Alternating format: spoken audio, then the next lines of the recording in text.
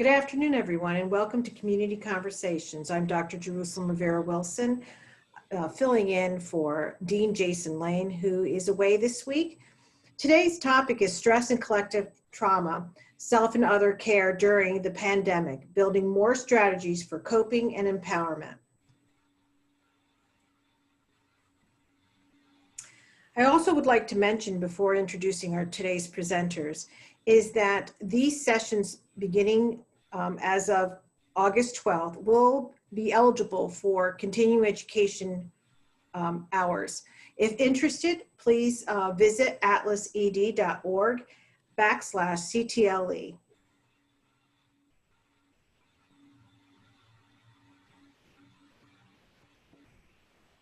If you're unfamiliar with remoteed.org and are interested in a copy of today's presentation or any of our other presentations, please visit remoteed.org. Coming up this week, we have our last session on safe and prepared and effective learning environments. Tomorrow from 9 until noon. If you're interested, please visit the School of Education website and you may register for pandemic-related psychological first aid and recovery for student and staff.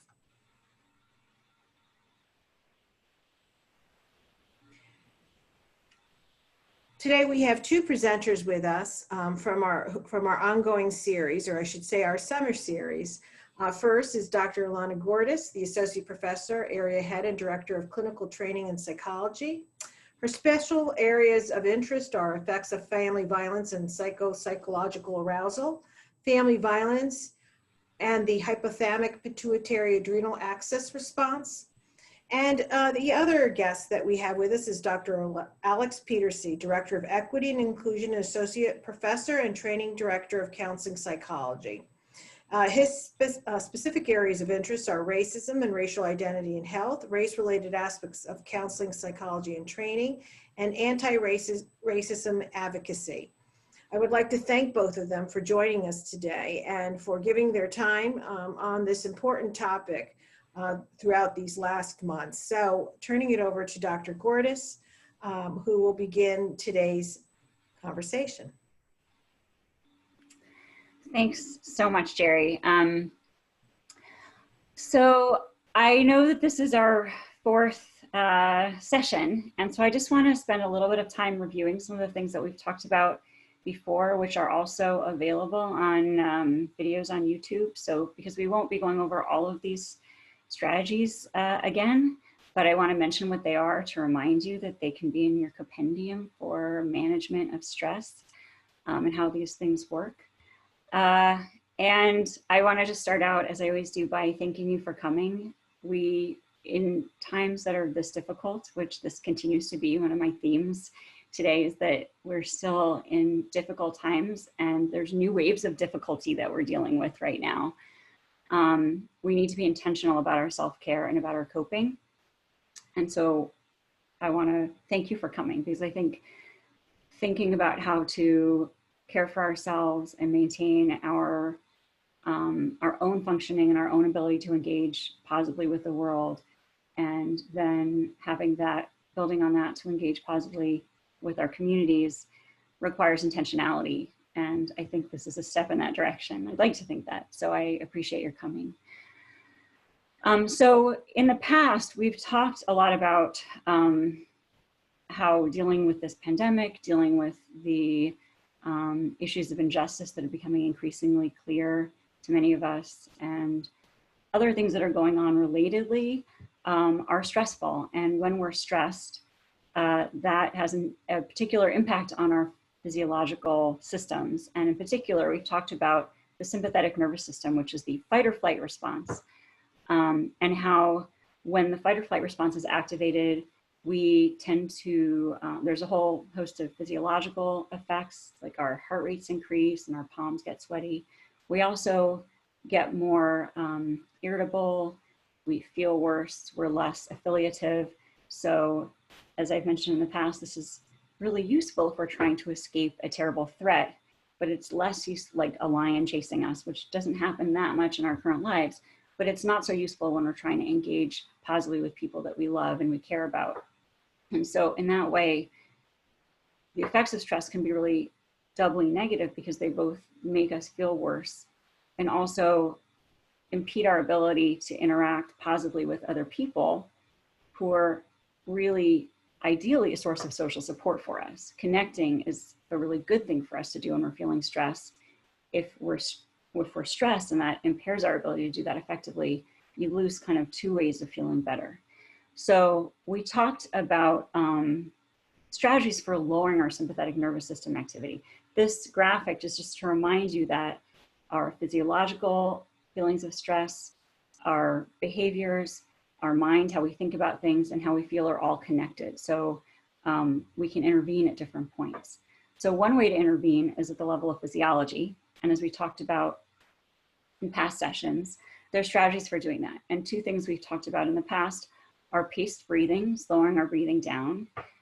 When we breathe even a little bit too fast, it increases our sympathetic nervous system activity and decreases our parasympathetic nervous system activity, which is the rest and digest branch of the autonomic nervous system. And that when we can increase our parasympathetic nervous system activity, we tend to be better regulated emotionally, we tend to be more empathic. So a goal is always to increase that and decrease sympathetic. So pacing our breathing, so slowing down our breathing to really ideally 6 to 8 breaths per minute, but at least down to 10 to 12 breaths per minute can really help. We did strategies where I had you time your breathing for, each inspiration and expiration over 30 seconds, and you counted, we multiplied up by 2. If you could, go back. Then you multiplied it by 2 and you got your breaths per minute. So a goal is to as many times per day as you can really, but at least a couple times per day, stop what you're doing, slow down your breathing rate to 6 to 8 breaths per minute over a period of even 3 to 5 minutes, even 10 minutes is better. But that can really help increase your parasympathetic relative to your sympathetic nervous system activity, and it should help you feel better too. Another strategy we talked about is progressive muscle relaxation. We did an exercise where we tightened and relaxed major muscle groups in our bodies, and that can also really help elevate mood, decrease stress. So these are really good behavioral things that we can do to decrease our stress. Next slide, please. We also talked about our thinking patterns, right? So when we're stressed out, we tend to have patterns of thinking that are not helpful, not calming. They tend to make us feel worse, more anxious. And I just identified a few that I personally am very familiar with. Catastrophic thinking. So you go from A to disaster in a split second, right? I think I used the example of my daughter who's a diver, her shoulder was bothering her, and I decided instantly that she needed surgery. Of course, she didn't need surgery. If she had needed surgery, we would have addressed that. But the point is my thinking went really quickly from A to surgery. Other examples are negative filters, where you're really only paying attention to the negative about a situation. All or none thinking, black or white thinking, dichotomous thinking, other ways of thinking about it, where things are either all good or all terrible. Is another difficult way of thinking about things, tends to be pretty unhelpful because things often aren't perfect, right? Things are often more nuanced, and to the extent that we can embrace nuance and find good within bad, bad within good, we're going to function better. So the message here is to notice your thinking pattern, and at times you might need to challenge it, right?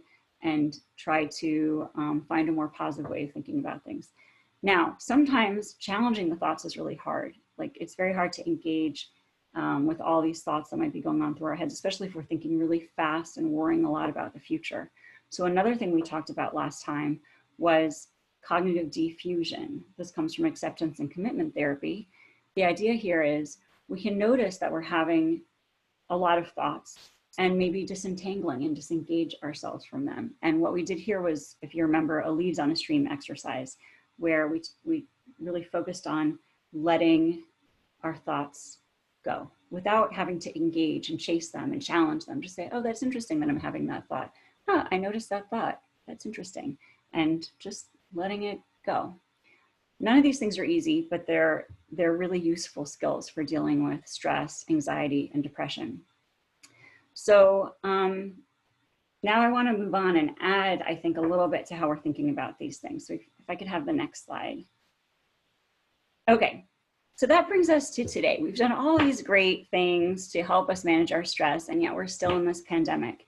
And I think I find myself feeling worse, not because of these strategies, I think, but I'm feeling worse because here we are, it's August, we're starting another academic year. It's, I think, an indication of more time going by where we're still in this period of uncertainty and stress and loss.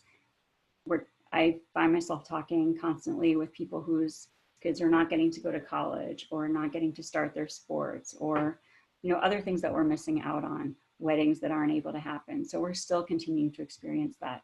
So there's more to grieve. There's also still continuing to be the disparities in effects on different communities that we're aware of that's unjust and feels urgent and is unrelenting. And then it's stressful to think about, what are we doing in the fall? We have to make decisions. Are we sending our kids to school? How safe are teachers feeling? I think that's probably something that's very relevant to people on this presentation. It's really, really stressful. So there's a lot of reasons that we're still maybe feeling bad, even though it's a long time already. And I was thinking back to Michelle Obama disclosing her low-level depression, which I really appreciate that she was willing to say that. And I was like, oh, it's not just me and Michelle. I'm sure a lot of people feel that way, because I think a lot of people are still suffering and struggling. So I think it means we need to figure out, how do we keep going? So if I could have the next slide.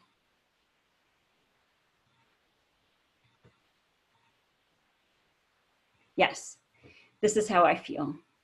How do we keep moving forward? It's really hard. So I was thinking about some more strategies from acceptance and commitment therapy. And it meshes with some of what we were talking about I don't know if you remember, I mentioned behavior activation in the last talk. So that's still relevant here. One idea with behavior activation, well, the main idea is when you're feeling down or stuck or depressed, finding things that you can do, just activities, scheduling activities that you enjoy, activities that keep you busy, can help you, activities that help other people. And one really positive kind of activity to do are activities that are consistent with our values. So a big piece of helping us feel better is identifying what our values are. Values clarification. So if I could have the next slide. So this is an example of a questionnaire that we might use to identify what our values are. And so these are some domains where you might locate values. I look at this and I feel like this is it's kind of a generic list. And for me, it helps to articulate things more specifically for myself. But this is a good starting point, right? So if I'm looking at friend social life, for me, a value is being a good friend, helping my friends, being kind and empathic to my friends. Parenting, yes, parenting is a value. What kind of parent do I want to be? I want to be an engaged, committed parent, a patient parent. I want my interactions with my child to be constructive as much as possible. Those kinds of things that guide me in how I go through my day. So as I'm thinking, how do I get through the day? As I'm thinking to myself, everything seems so uncertain. How do I move forward? I think to myself, okay, one foot in front of the other. Who do I want to be? How do I want to live my life? What's important?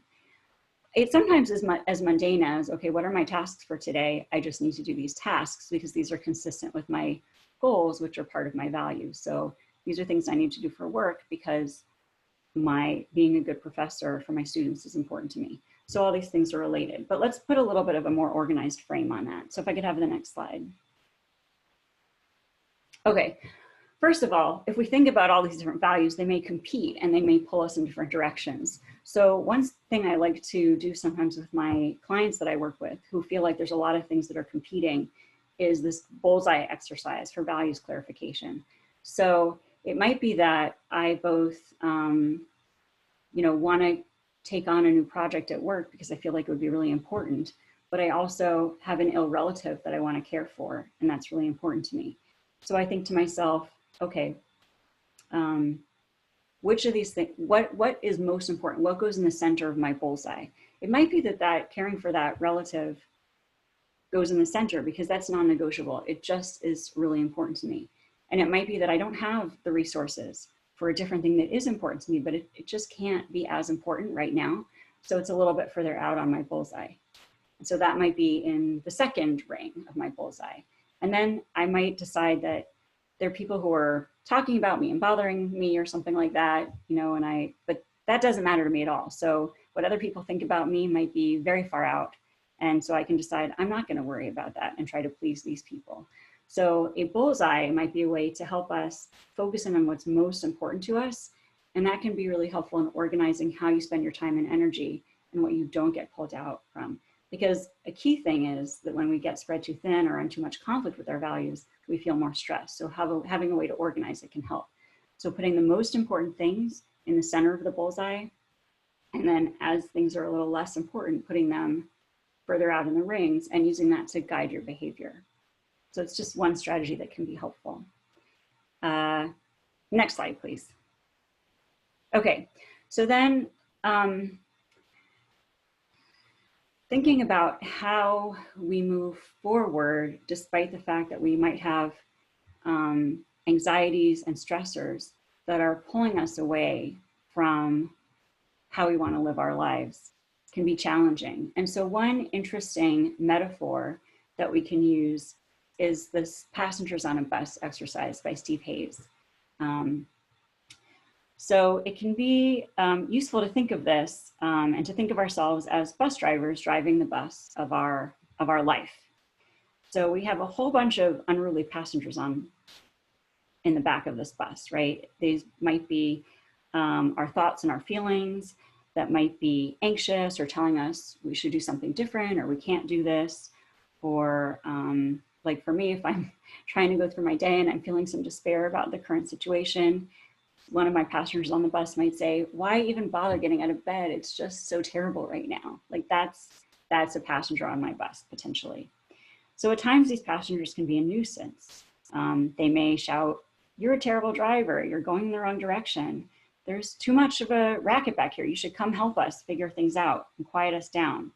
So there's a whole series of potentially distressing or distracting feelings that we might be carrying around in our passengers on our bus that can take us off our course. But if we think about this metaphor, there's a bunch of things we can learn from it. And one is that our values are really important in helping guide us in moving forward, despite all these kinds of thoughts that we might be having. So values are hugely important for our health and well-being, right? If living according to our values is really good for us. So if we can think about that as driving the bus in the right direction. And the right direction is determined by our values, so by what really matters to us. Our values are like the compass that we need to steer by. So a value might be, I want to live with courage and kindness, or I want to look after my health, or I want to prioritize the people that I love, or I want to develop my interests and talents as far as I can. So these can become the things that we need to really focus on as we're driving that bus. I need to be going according to those values, whatever those people on the bus are saying. Values are a bit different from goals, but they're both important and they both can be useful in helping us figure out how to get through times, right, on our bus. So values are likely to be like a compass bearing that we use to steer for a long time, right? They're enduring. They don't tend to stop once we achieve some milestone.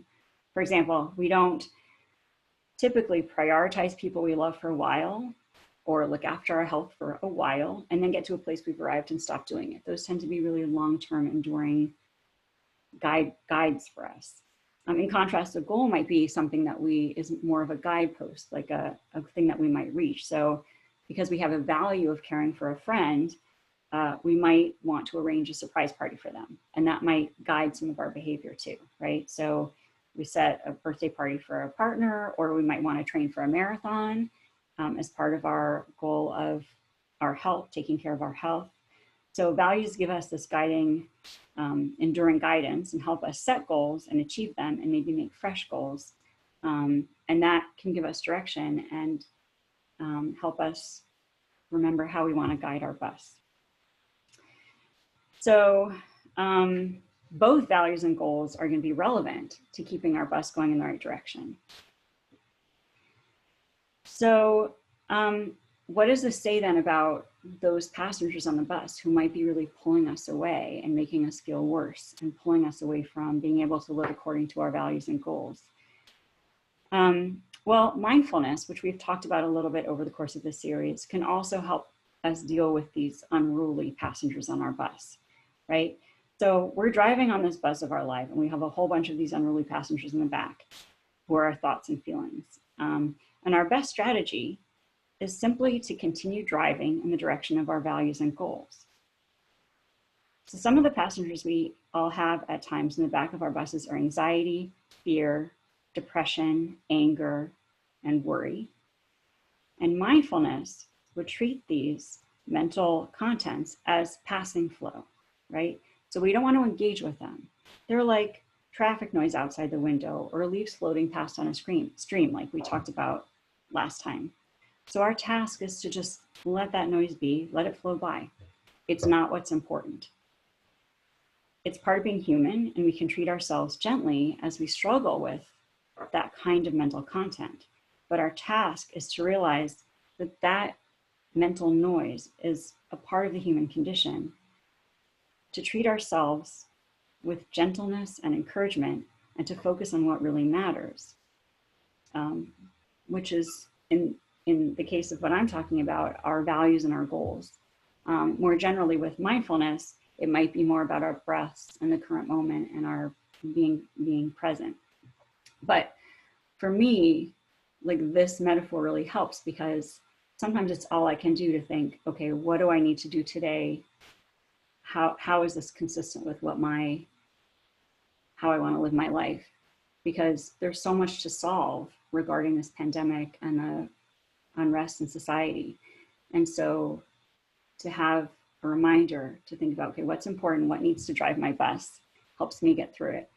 And the other thing I think that just linking it to our thinking about community engagement is that you can also, like, given the events that have clarified so much that needs to be repaired in our society, then one of the values that I would articulate to myself is a desire to help repair that. And it can help me figure out what goals I can set to choose how to engage positively in a way that's constructive, whether it's politically or through demonstrations or through clinical work. So those are things that guide me in that direction.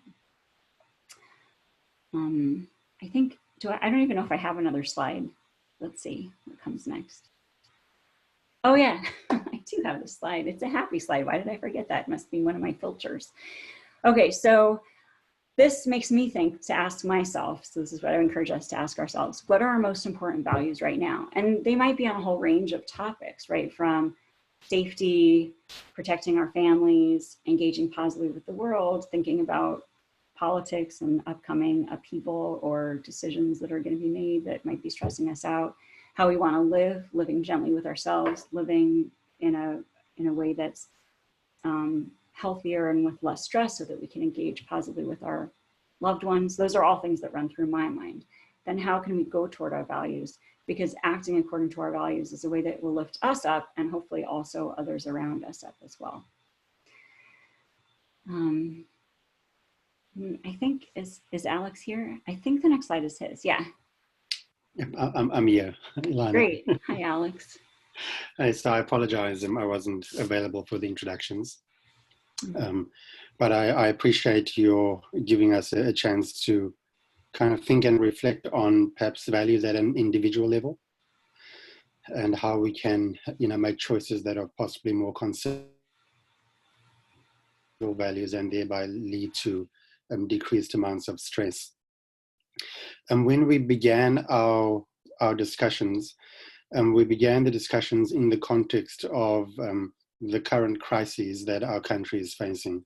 And we approached that both from the perspective of the COVID pandemic and also the racial unrest, or the reminders of the continuing racial oppression within our society. And so I thought what I'd like to do is just share a few comments just to extend some of the discussion of values from the individual to the more collective level. I will be very brief because I know this is the last in our series, and so we were hoping to have time for discussion, observations, to hear from folk, how you are managing both at an individual and community level. But just a reminder that the current crises and the challenges that we are experiencing in our society play out both at an individual level and at a larger collective or larger group level. And for people of color or other individuals who are part of communities that have been historically marginalized, these social stresses play out on two levels. Okay? So when we first met in June, kind of shared the notion that for Black, Indigenous, or other people of color, the current stress in our society is also, or needs to be understood in the larger context of ongoing stresses, marginalization over years, over centuries. So the disproportionate impact of COVID has been a real kind of jarring reminder of the racial disparities that exist within our society, and by extension, how those racial disparities impact groups of people. The ongoing police brutality and the attention that has been brought to that is also a reminder of the racial structure within our society and how people of color operate within that society, and how then that adds to a level of stress. And you'll hear some people reflect issues of fear, fear around safety, health, well-being, and then perhaps carrying an additional kind of weight of hopelessness. So again, there are stresses that are both unique and also apply to groups of people in society based on our social location, based on the history of our group within society. The next slide, thanks. Okay. So I thought it might be useful just to take the idea of values clarification and extend it to a collective group. I think, Elana has reminded us that part of distress is a result of times when we live in a way that's inconsistent with values that we internally adhere to, and that causes a little bit of distress. So I think for those of us who work with communities of color, for those of us who belong to groups that have got particular values associated with either the collective or cultural group, I wanted just to take a second to remind us that values can also be a source of strength. So the extent to which we are practicing thinking about our life in a way that's consistent with the larger values that we adhere to, that certainly can be a source of strength. And I think some of the challenge that communities of color have faced within the United States is that some, because of the racial structure, notions of white supremacy, sometimes collective values or group values that are associated with particular cultures or groups of color are inherently devalued. And I think that makes it then more challenging for groups to kind of hold on to those collective cultural values as sources of strength. So I've just mentioned a few different kind of value orientations that I think is useful for us to keep in mind, and also think about how these values can be applied in the context of stress management. So we know that, notions of spirituality and being part of a collective community are values that for some groups of color are particularly important. And these are not unique, but they are emphasized.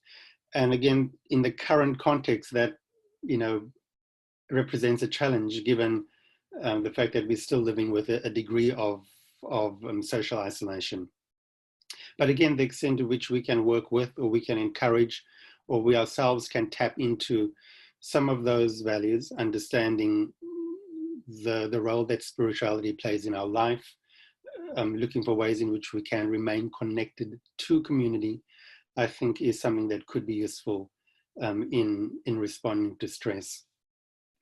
I also think it's useful to keep in mind the historical aspect, especially of communities of color in the US. In my practice, I will say that I often will hear individuals, and particularly individuals of African descent, African Americans, will share with me that given their knowledge of the history of their people, a knowledge of the history of their ancestors, what people have endured, how people have survived, they often find themselves drawing on that history as a way of inspiration, a way of strength.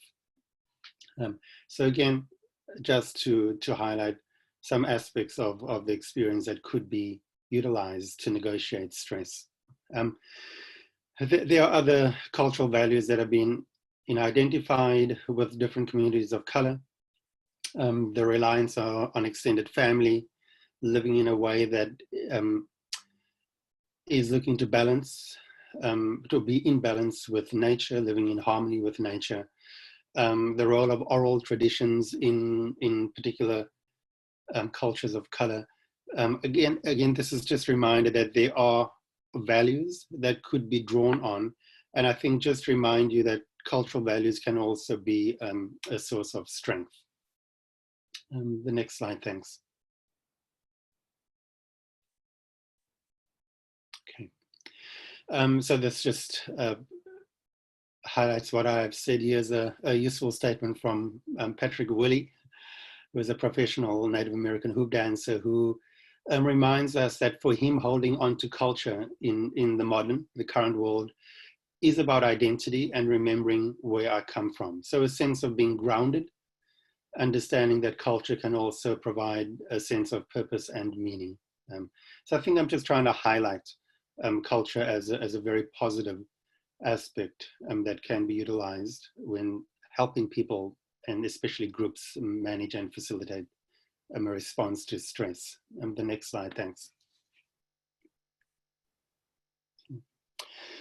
In my work as a practitioner and just in my personal life journey, I found myself drawing strength from the work of Viktor Frankl, a psychologist who survived the Holocaust and really writes both powerfully and eloquently to how we find meaning in our lives and how we respond to, at times, catastrophic events. And I found this statement really useful. And I think the statement builds on some of what Elana was pointing out around the choices that can be made in regard to how we respond to situations and how we look to be consistent with our values. So Frankl says, between stimulus and response, speaking as a behaviorist, between stimulus and response, there is a space. In that space is our power to choose our response. In our response lies our growth and our freedom. Okay? So that, I think that's a wonderful reminder, especially when you understand the history and the life experience of the individual who penned those words. It's a reminder that choice also is associated with empowerment. The next slide, thanks. So I was thinking about this idea of stimulus and response, and I thought that in our society we often approach things in a binary fashion. So when we think of race, we often speak of black and white or other, and we forget that actually there's a whole a large group of folk who are multiracial, so they don't exist in that binary space. And so I was thinking of the types of responses that are often associated with crisis, both individual and collective.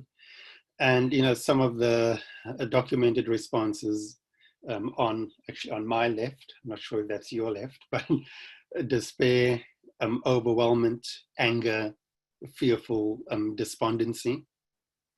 And then a kind of contrary set of responses associated with those could be, instead of despair, there could be a feeling of being hopeful. Instead of being overwhelmed, one could experience a sense of being collected, being calm, being courageous, feeling encouraged. And I think part of our thinking about values clarification is to also understand that we don't exist in a binary. And our experience often as individuals and as communities are on this continuum. So in making choices that are wanting to be more positive, we also recognize that part of our experience is despair, but within despair, we can also find hope.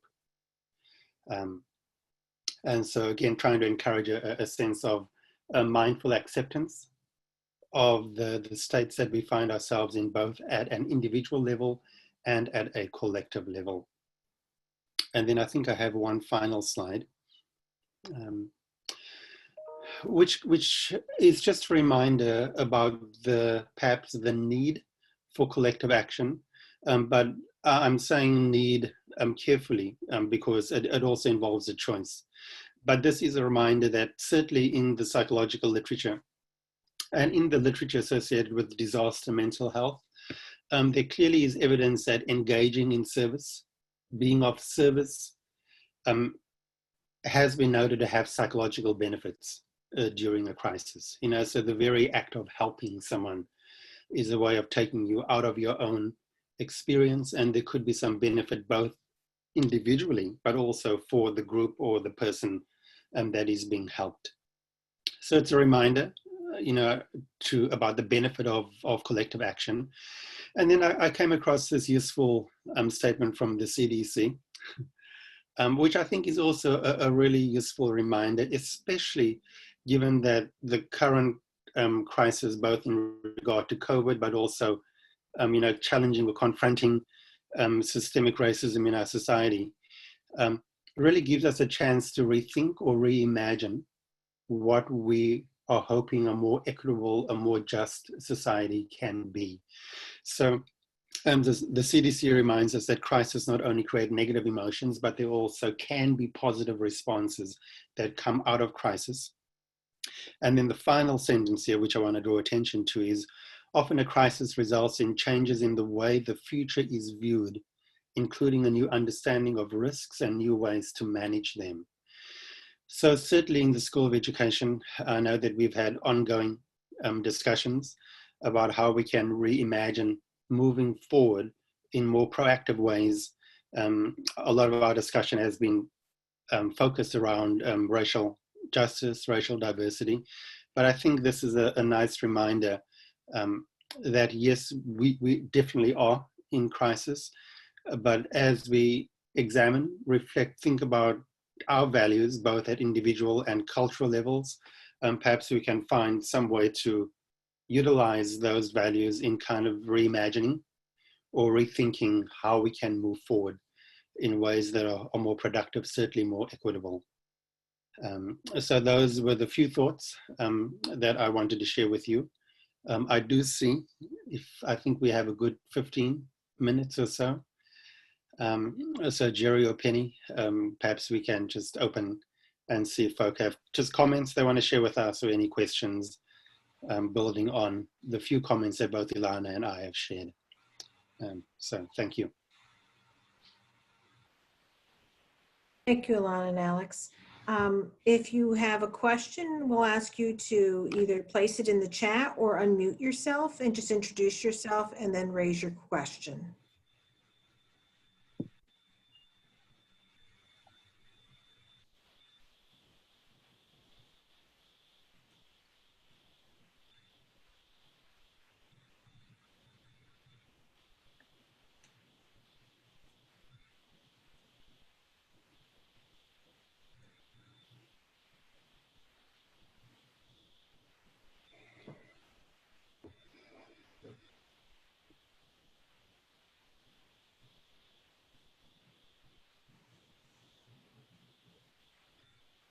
I have an observation I could make since people are still maybe thinking of questions. Just first of all, Alex, I really am happy to see you. I know you're far away, so I'm glad that we got to work together again for this last time.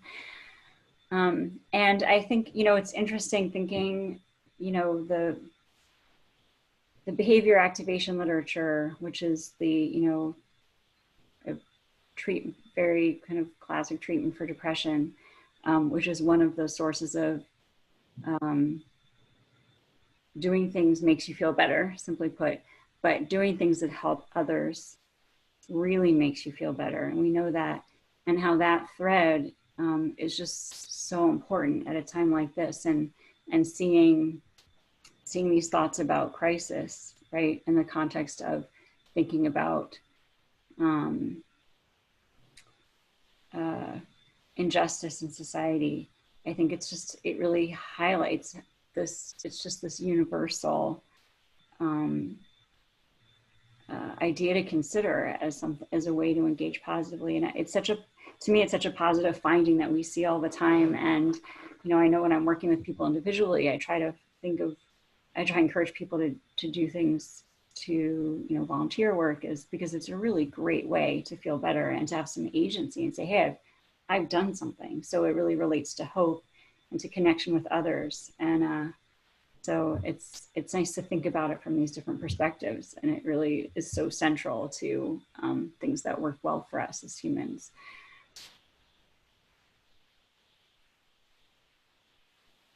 I'm interested. I'm not sure how much people would feel like sharing, but I mean, I know we have maybe people involved in education. I know this is a really tough time, and we've talked about a lot of different strategies for dealing with stress and kind of tried to apply it to this, really I wasn't trained to be a therapist in a pandemic, right? It's like, these are really unprecedented times. So we're sitting here trying to take our strategies and apply them to a time that just feels like so disorienting, right? And so I'm wondering what strategies, if people are willing to share, have worked. Have they been related to the kinds of things we've been talking about? What things have people been doing to cope or feel better or have some direction?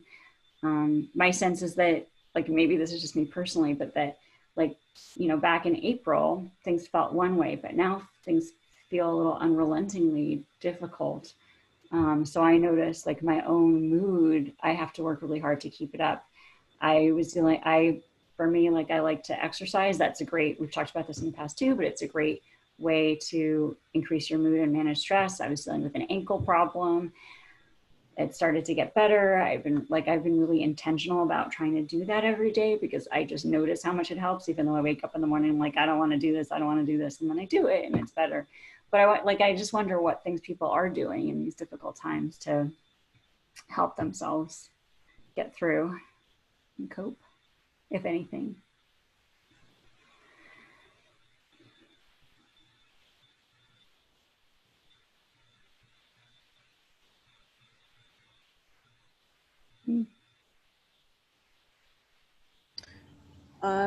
I'm a third grade teacher and have been incredibly, like, even my husband said, I've never seen you like this, Amy.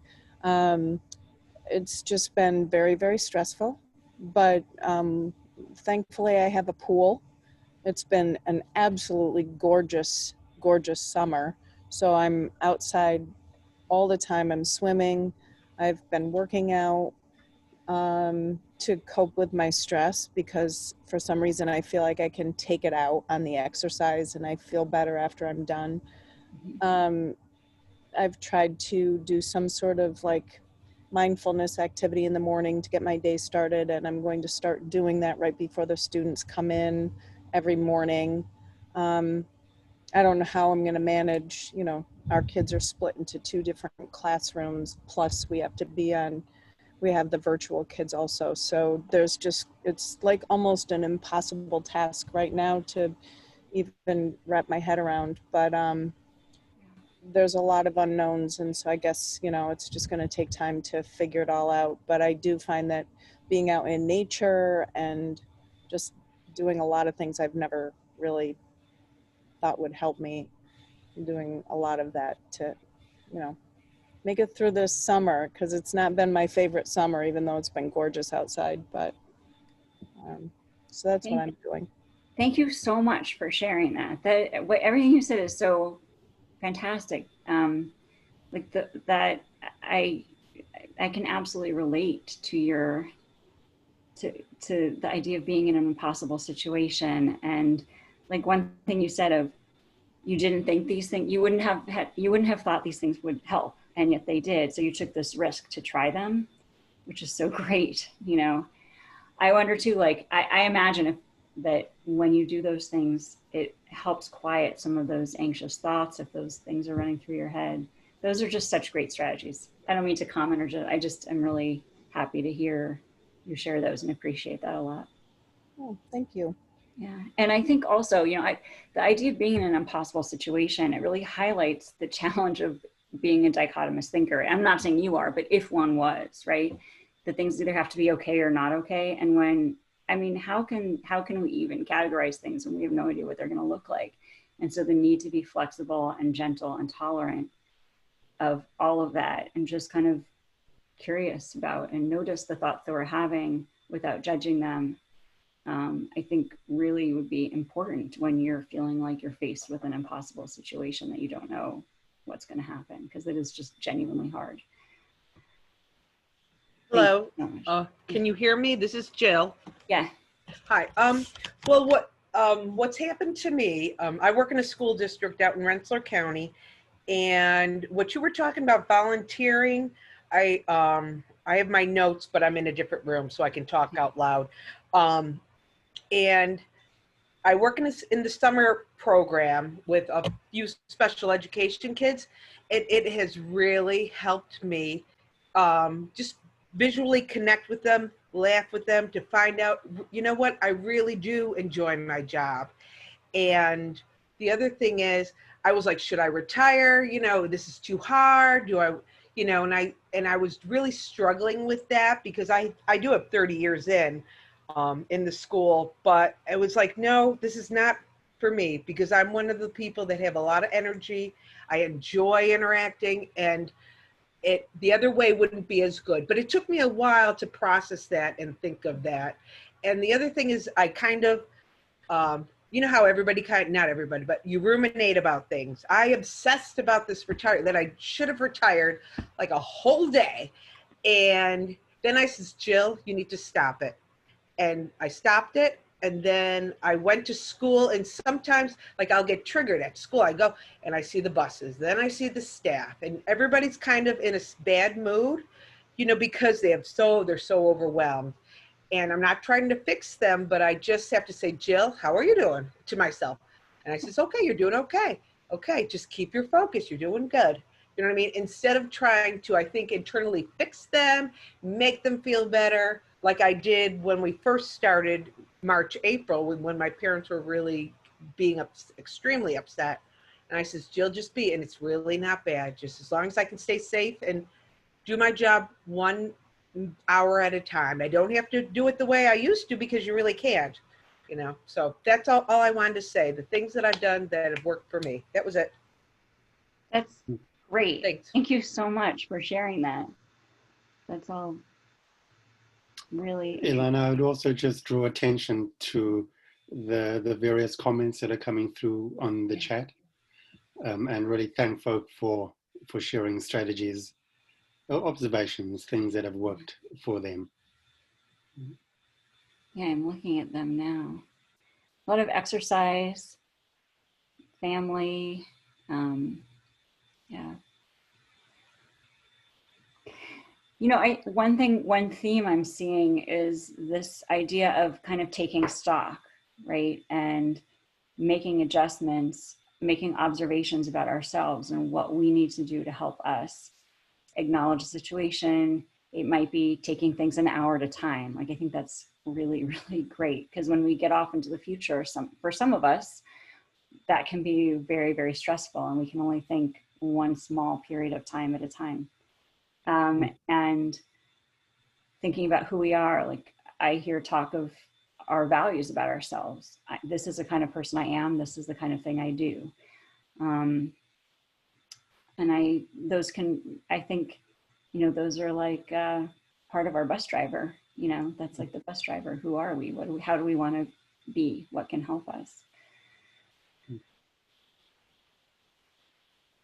There are wonderful comments placed in the chat, from walking to talking to laughing to donating. So I'd ask all of you, if you have a few minutes, just to read some of the thoughtful comments that have been shared, making masks, and really making sure that you're checking in with yourself and addressing your needs first. So I would ask that you take a minute or two just to look at these wonderful comments that are being shared by our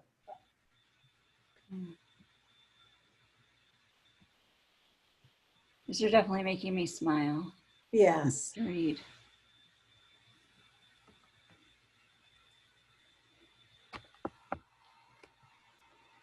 And Patricia noted, I'm just taking things one step at a time, roll with the punches, and understand that there is no right choice to any of this. So to be understanding of everyone and their choices.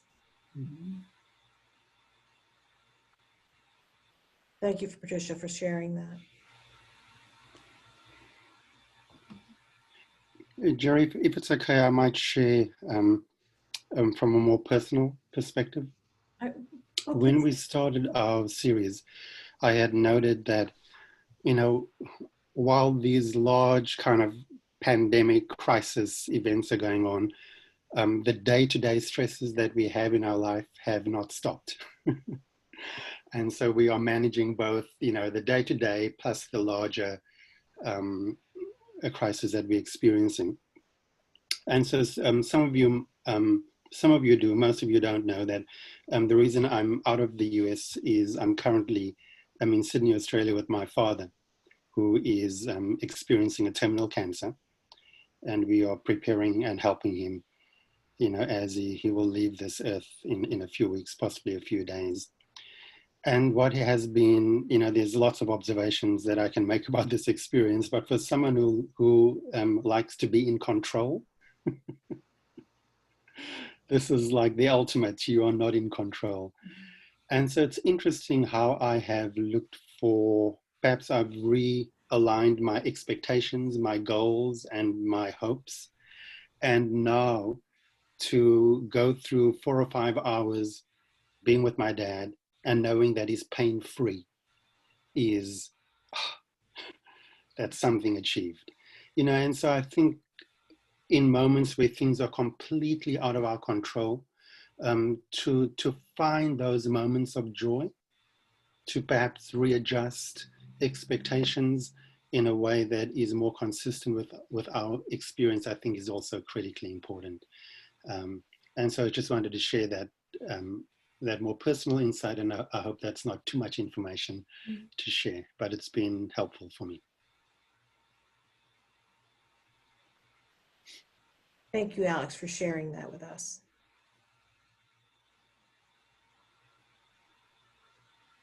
Yeah, I really appreciate your sharing that and your being here for this session in the context of everything that you're thinking about and doing.